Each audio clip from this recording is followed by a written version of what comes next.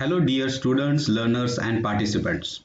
I welcome you all to the 8-week online module on digital electronics and its applications, organized by Department of Electronics and Telecommunication, Government Polytechnic, Hingoli. So students, in this week we are going to focus our study on assembly language programming using 8086. These lectures are presented by Shailendra Balumote, lecturer in Electronics Department, Government Polytechnic, Hingoli. In this video, we are going to study the following contents of the syllabus. First is Programmer's Model of 8086, Bus Interface Unit and Execution Unit of this architecture, and we are going to introduce assembly language programming. At the end of this video lecture, the students will be able to explain the programmer's model of 8086 or the architecture of 8086 with the sketches. The students will also be able to understand what is the meaning of assembly language programming known as ALP. The CPU of 8086 is divided into two parts named as Bus Interface Unit BIU and Execution Unit EU. The separation of work between these two parts speeds up the process of microprocessor 8086. The bus interface unit is responsible to fetch the instructions, read the data from memory and input-output ports. Also, it writes the data to the memory and input-output ports. The execution unit executes the instructions that have been already fetched by the bus interface unit. Bus interface unit and execution unit, they work separately.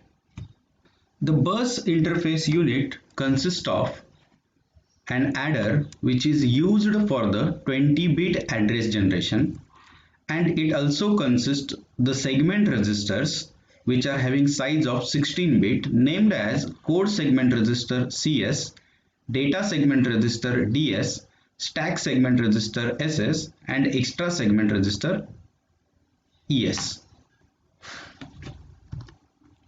Now we'll see what is meant by the segments of the memory. The physical addressable memory of 8086 is 1 megabyte because it has 20-bit address line. But when we see to the segment registers or other registers, they are only 16-bit wide. So therefore, they can address up to only 64 kilobyte of memory at a time. So the total memory of the 8086 is divided into segments or parts of 64 kilobyte each. At a time, the 8086 can access only 4 segments. So total of 64 into 4, that is 256 kilobyte memory is accessed at a particular time.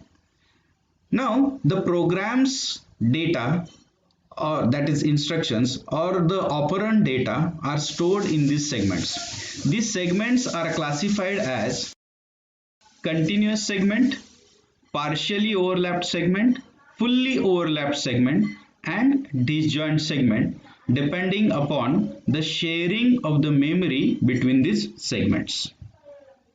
Now you see these segment registers one by one. First segment register is a code segment register. It is 16-bit register. Now the code segment register contains the starting address of the current code segment used by the CPU. Now to calculate the 20-bit physical address, we require another pointer register. Here we use instruction pointer IP register, which contains the offset value or distance from the starting of this code segment value in the given code segment. So this 20-bit physical address is generated with the help of code segment register and instruction pointer. We shift the code segment register 4 bits to the left side, and then we add the contents of instruction pointer to it to generate a 20-bit physical address. Next segment register is a data segment register. It is also 16-bit wide.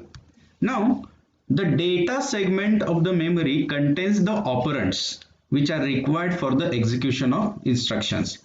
This data segment register contains the starting address of this data segment used by the CPU.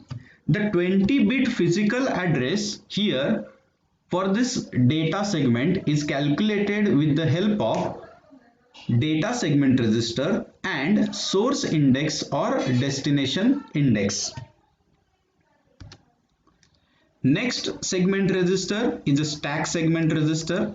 Stack segment register, it is also a 16-bit wide register and it points to the current stack used by the CPU.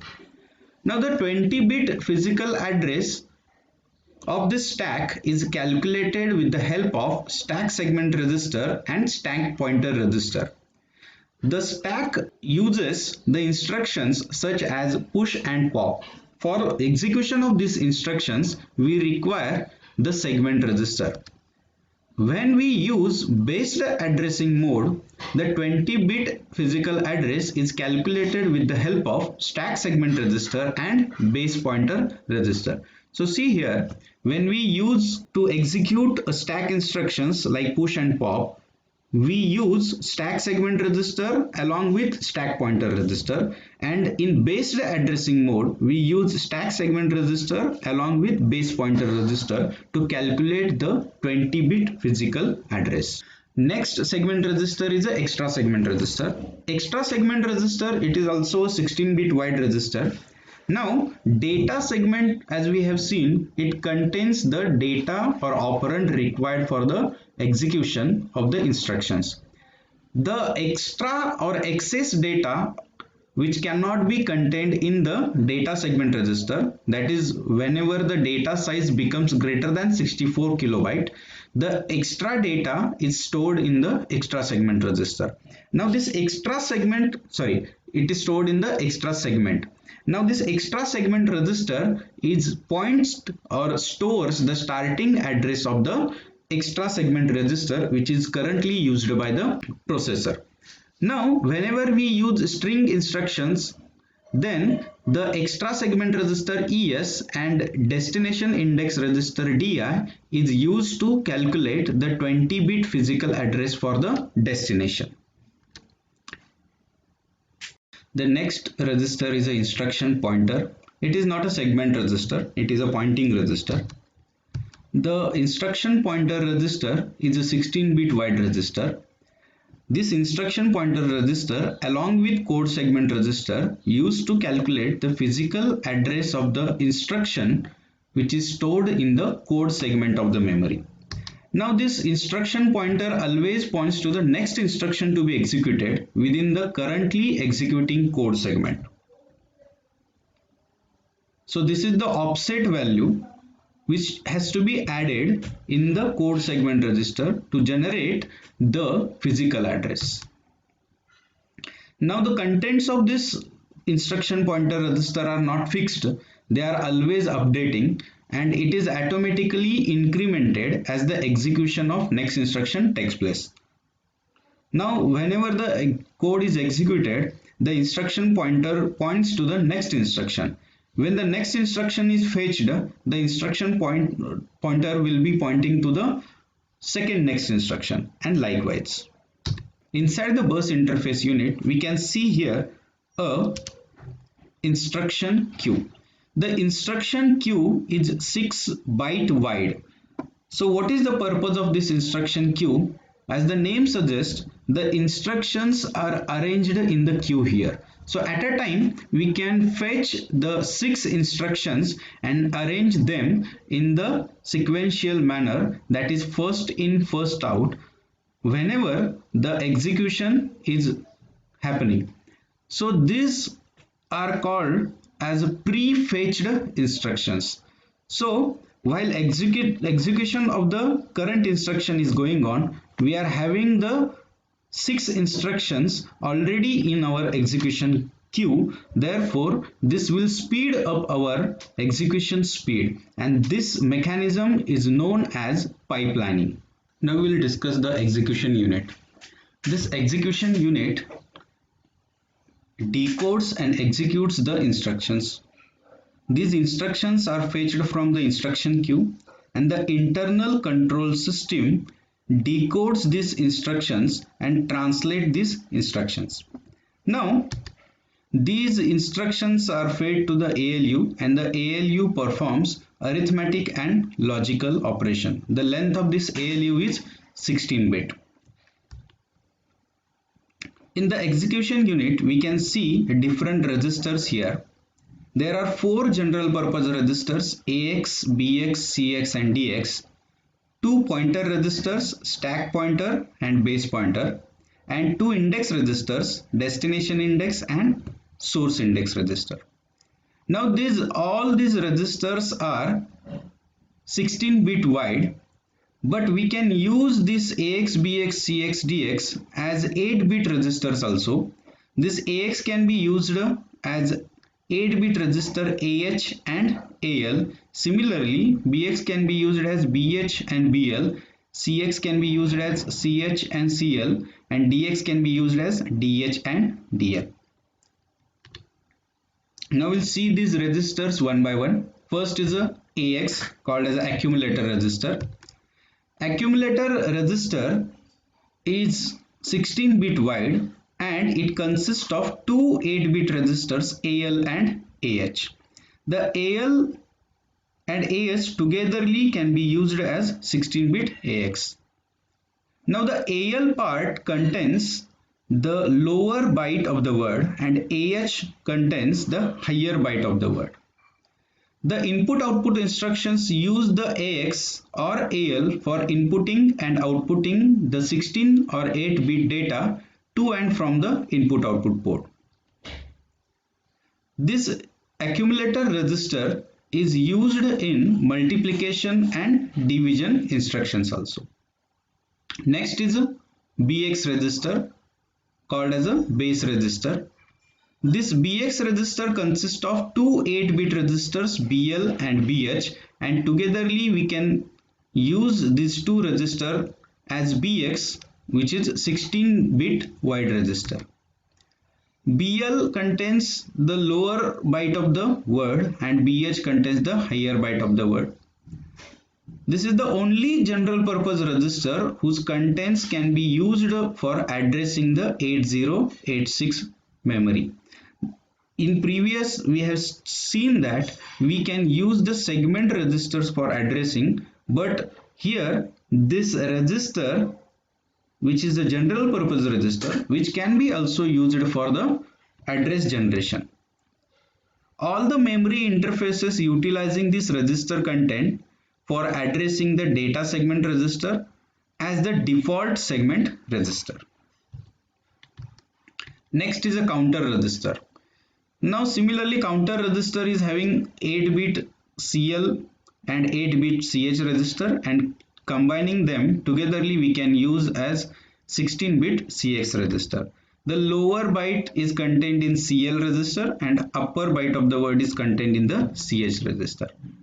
Now this CX register is basically used in instructions such as shift and rotate and loop instructions.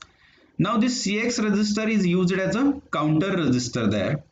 So we use the counting in these 3 instructions: shift, rotate and loop.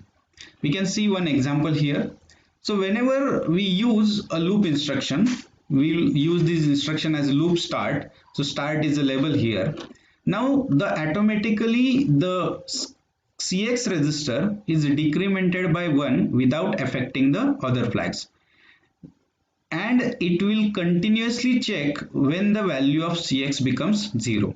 When the value of CX becomes 0, it will come out of the loop, and if it not 0, then the value of CX is continuously decremented and the loop is executed, means the start label is executed the number of times. Next register is a data register, which is called as a DX. Similarly, it is having 8-bit DL and DH registers, and by combining them or togetherly, we can use them as a 16-bit DX register. The DL register contains the lower byte of the word and DH register contains the higher byte of the word. Now this DX register is used to hold the higher 16-bit result in the 16-bit by 16-bit multiplication, or the higher 16-bit dividend data before an 32-bit divided by 16-bit division, and the 16-bit remainder after the division. So basically this DX register is used in the division and multiplication purpose. Now the pointer registers, there are two pointer registers, stack pointer and base pointer register. These two pointer registers are used to access the data in the stack segment. Now SP is used as an offset or the distance from the starting address of stack segment during the execution of instruction that involves the stack segment in the external memory. By combining this stack segment along with the segment register, we can calculate the physical address. The stack pointer contents are automatically updated. They may be incremented or decremented whenever we execute the push and pop instruction. When we when we use push instruction, the contents are updated and incremented. When we use pop instructions, the contents are decremented. The base pointer also contains the offset address in the current stack segment register, which is used by the instruction utilizing the base addressing mode. Next two registers are source index register and destination index register. These are used for indexing purpose, or they are used in indexed addressing. The instructions that process data strings use the source index and destination index registers together with data segment and extra segment registers respectively, in order to distinguish between source and destination address.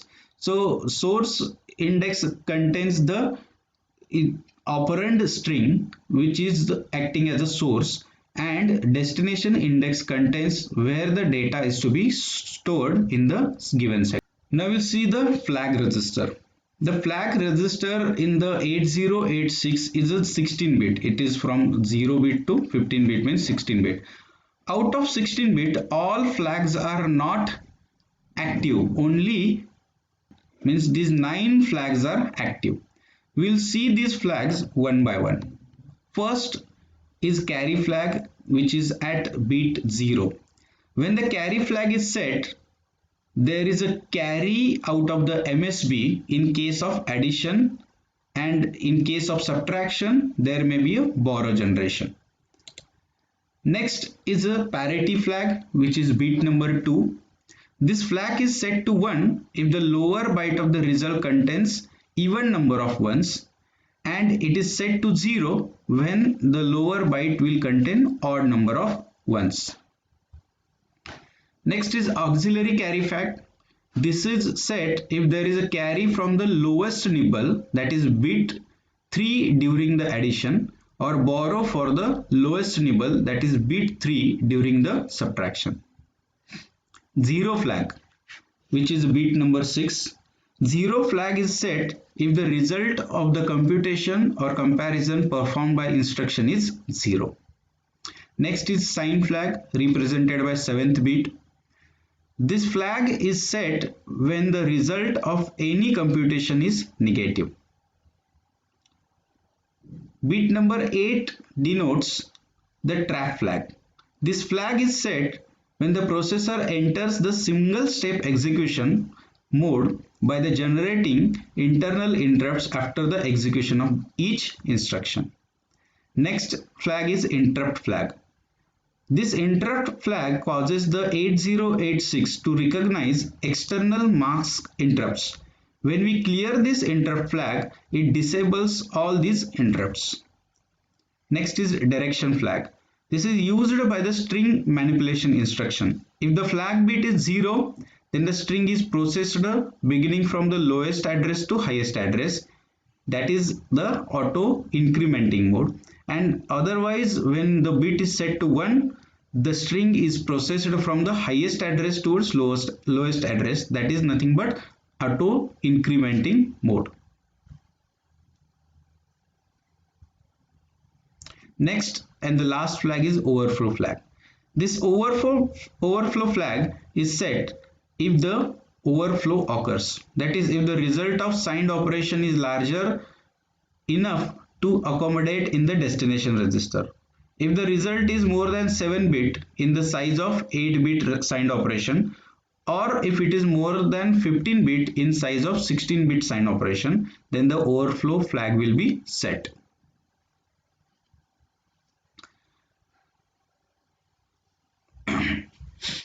Now we'll summarize all this architecture of 8086. 8086 registers are categorized into 4 groups. In bus interface unit, we will having segment registers. In execution unit, we will be having general purpose registers, pointer register, and index register, and flag register. Now the general purpose registers, we can see here they are 16 bit and 8 bit wide. We can use them as 16 bit or 8 bit also. When we use them as 16 bit, they are named as AX, BX, CX and DX. And when we use them as 8 bit register, we will use AX as AL and AH, and similarly the other register. Pointer register, there are 2 pointer registers, stack pointer and base pointer. They are 16 bit wide. Index register, source index and destination index, these are 16 bit wide. Instruction pointer IP is contained in bus interface unit, which is also 16 bit wide. Segment register, these are 4 segment registers: code segment, data segment, stack segment and extra segment registers. And flag register, which is known as a PSW, which is 16 bit wide. Out of the 16 bits, only 9 flags are active flags. Now we'll see the special functions performed by these registers. Register AX, which is used to store the 16-bit result of arithmetic and logical operations. The AL, that is lower byte of the AX, stores the 8-bit result of arithmetic and logical operation. BX is a base register which is used to hold the values of base addressing mode to access the memory data. CX is a counter register which is used to hold the count value in shift, rotate and loop instruction. DX is a data register which is used to hold the data for multiplication and division operations. SP is a stack pointer which is used to hold the offset or starting address of the offset or distance from the starting address of the top of stack memory. Base pointer, which is used to hold the base value in the base addressing mode, which is using the stack segment register to access the data from the stack memory. Source index register is used to hold the index value of source operand for string instruction, and destination index or data index used to hold the index value of destination operand, that is data, for the string operations. Introduction to assembly language programming. Now, what is meant by programming and what is meant by program? So, suppose you have given a problem and you have to solve that problem using a computer or any machine. So, take an example here that we have to add two 16-bit numbers or 16-bit data. Now, by how you are going to solve this problem, or how will you solve this? So here we will require a program to solve this problem statement. So program is a set of instructions written to solve a problem. Here are the instructions given to solve our addition program. Now what is meant by instruction? See this. This is one instruction, move AX, 205AH. So this instruction moves the data 205AH in the AX register. So instructions are the directions which a microprocessor follows to execute a given task or part of the task. So here the assembler or microprocessor is instructed to move the value inside the accumulator register. Here we can give the instructions in different ways, and these different ways are nothing but languages, and these are the computer languages. These computer languages basically classified into two categories: higher level language and lower level language. The lower level language is classified into again two parts: machine language and assembly language. Here we are going to focus our study on assembly language programming. The machine language uses a binary bits, and it is a quite difficult to write because we have to remember the code for each instruction. In assembly language, we use some English alphabets, some mnemonics or assembler directives or some assembler mnemonics which are equivalent to machine language, and all these are converted into machine language. If we compare the speed, the machine language is more faster than assembly language, but it is quite difficult to write the code in the machine language. So this is the introduction to the assembly language programming. We have understood what is meant by assembly language programming. We are going to discuss this assembly language programming, what is required, what are the instructions, which type of addressing modes we are going to use. That we will discuss in the future videos. Thank you.